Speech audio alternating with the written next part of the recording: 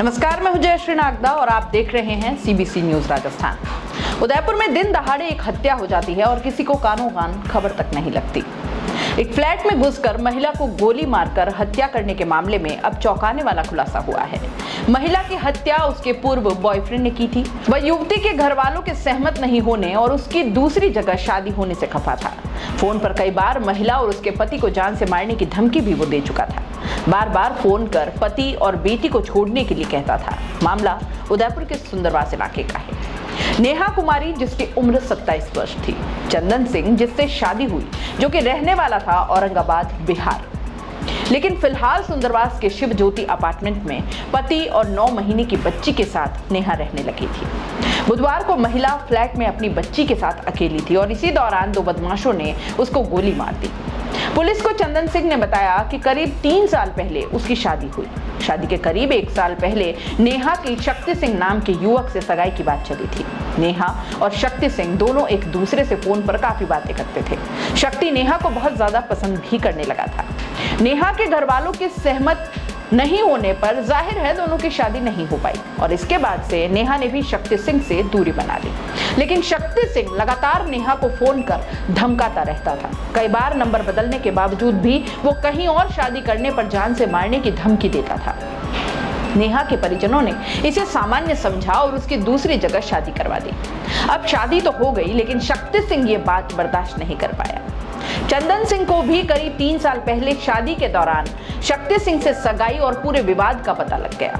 इसके बाद शक्ति ने उसे कॉल कर जान से मारने की धमकी भी दी। चंदन ने बताया कि शक्ति ने कई बार कहा था कि नेहा को छोड़ देना, वरना दोनों में से एक को जान से हाथ धोना पड़ेगा। इसी बीच करीब चंदन और नेहा 1 साल पहले दोनों उदयपुर आकर रहने लगे और बेटी को जन्म दिया।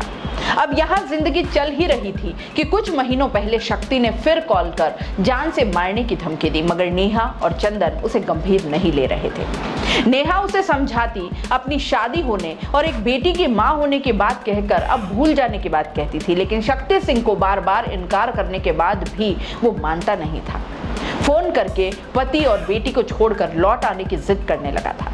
दोपहर करीब 3 बजे 2 युवक स्कूटी लेकर आते हैं। उन्होंने उत्तरी सुंदरवास शिव ज्योति अपार्टमेंट के नीचे खेल रही गार्ड चंदन सिंह की 7 साल की बेटी काजल को नेहा का फोटो दिखाया। इस पर बच्ची उन्हें तीसरे फ्लोर पर ले गई। बच्ची के जाने के बाद बदमाशों ने घंटी बजाई तो नेहा बाहर आ गई और फिर दिन दहाड़े नेहा की गोली मारकर हत्या कर दी गई। नेहा पर बदमाशों ने एक के बाद एक फायर किए, जिससे गोली सर के आर पार निकल गई थी। चंदन सिंह हाथीपोल क्षेत्र के एक मॉल में केमिकल कंपनी में सुपरवाइजर के पद पर काम करता था, सो उस वक्त भी वही था। चंदन शक्ति को शक्ल से नहीं जानता।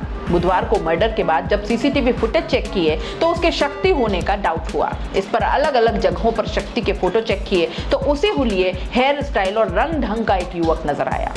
चंदन कहता है कि सगाई नहीं करने से नाराज शक्ति ने ही नेहा को मौत के घाट उतारा है। वहीं अंतिम संस्कार के बाद मृतका का पति अपनी मासूम बेटी को लेकर बिहार के औरंगाबाद रवाना हो गया।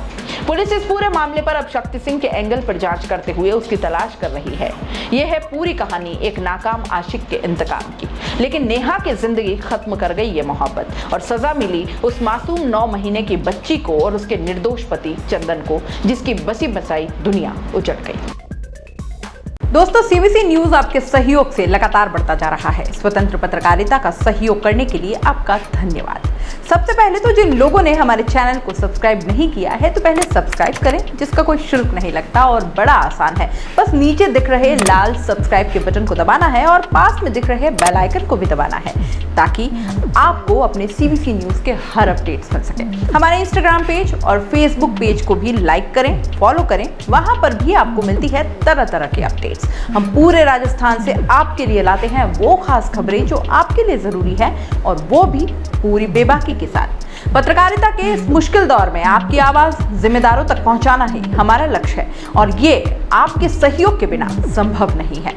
हमारा सहयोग करें, स्वतंत्र पत्रकारिता में अपना योगदान दें और ज्वाइन बटन पर जाकर सदस्यता लें, चाहे सबसे छोटी सहायता के रूप में ही क्यों ना हो। जनता की बेबाक आवाज बने रहें, उसके लिए सहयोग आपको ही करना है। सब्सक्राइब करिए और ज्वाइन बटन पर क्लिक कर सदस्यता ग्रहण कीजिए।